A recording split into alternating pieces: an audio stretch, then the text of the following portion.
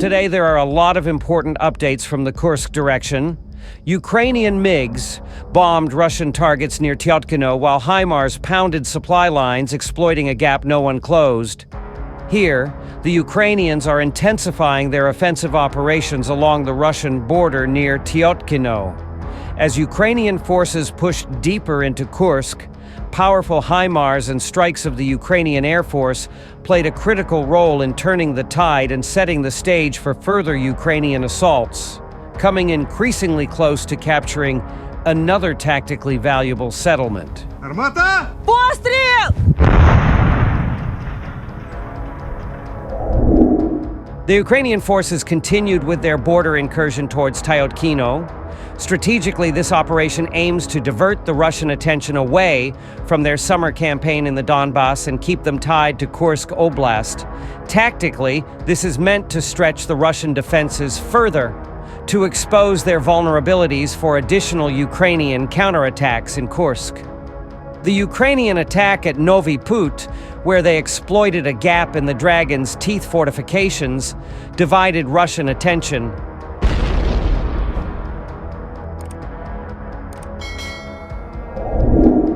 This allowed Ukrainians to increase the pressure elsewhere and continue pressuring the tactically significant settlement of Tyotkino, which would significantly improve Ukrainians' positioning.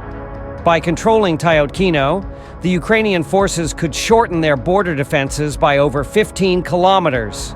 Securing the settlement would also allow the Ukrainian forces to use the residential houses to deploy and conceal lots of soldiers and heavy equipment in the area, making it difficult for the Russians to identify or target them.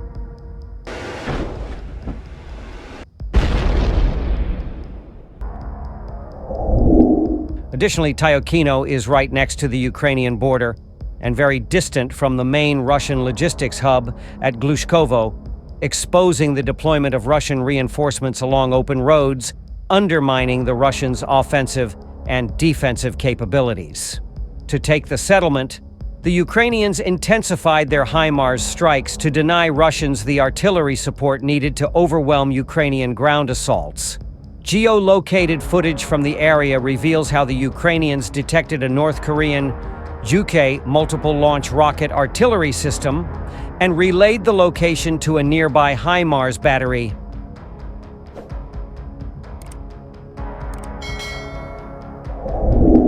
The North Korean system was subsequently destroyed with pinpoint accuracy as the HIMARS projectile ignited the ammo and destroyed the system.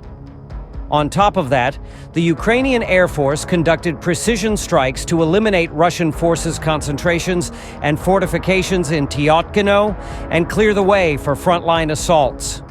The Ukrainian aircraft managed to conduct 3 successful strikes on Russian positions at Tyotkino train station, eliminating Russian forces with utmost precision and exposing a weak point for direct Ukrainian attack towards it.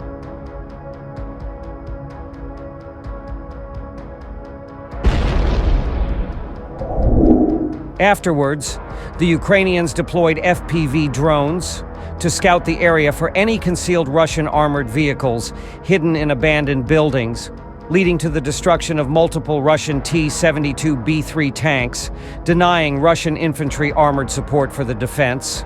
The activity of Ukrainian MiG-29s in this area implies that the Ukrainians successfully suppressed Russian air defense systems during the early stages of their incursion, meaning that many more airstrikes could be conducted in the future.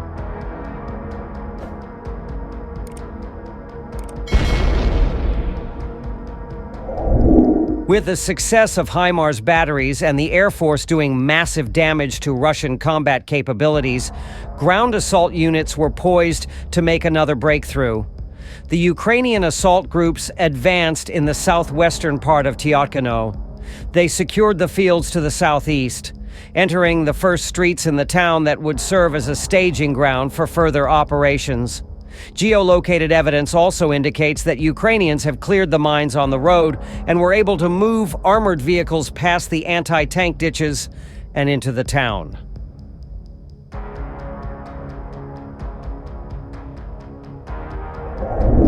If Russians want to stop Ukrainians from continuously launching incursions and attacks across the region, they would have to divert to their tactics of continuous small infantry group assaults to pin Ukrainians down.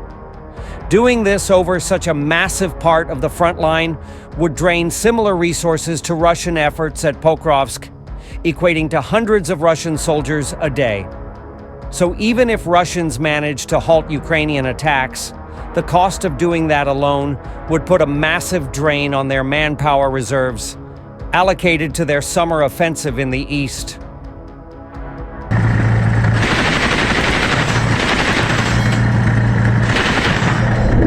Overall, the Ukrainians are continuing with their border pressuring campaign, increasing the intensity of their assaults, and advancing against poorly prepared Russian border units in Tyotkino.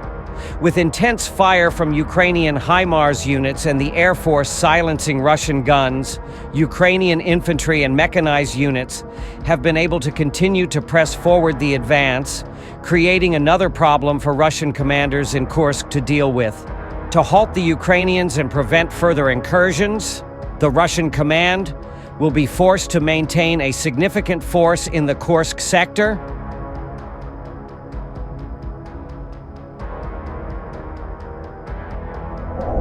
On Monday, the Ukrainian Air Force successfully struck and destroyed the command center of the 81st Self-Propelled Artillery Regiment of Russia's forces located in the temporarily occupied territory of Kherson region, according to the Center for Strategic Communications, STRATCOM, of the Armed Forces of Ukraine, AFU.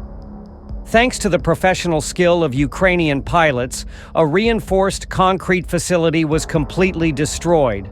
The number of enemy casualties is still being clarified, but it is estimated that 20 to 30 Russian troops were eliminated.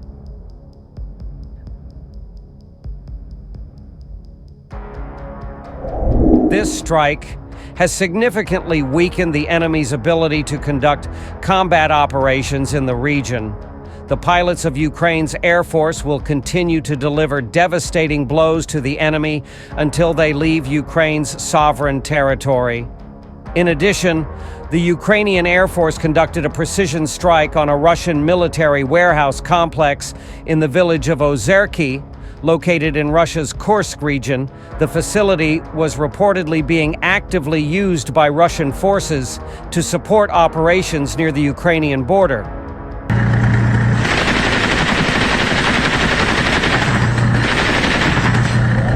The strike destroyed multiple hangars, military buildings, and technical equipment.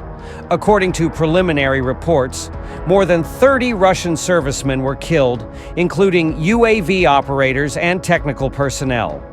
The Ukrainian military noted that the elimination of this facility significantly weakens Russia's ability to carry out offensive operations against Ukrainian defense forces in Sumy region and along the Kursk axis.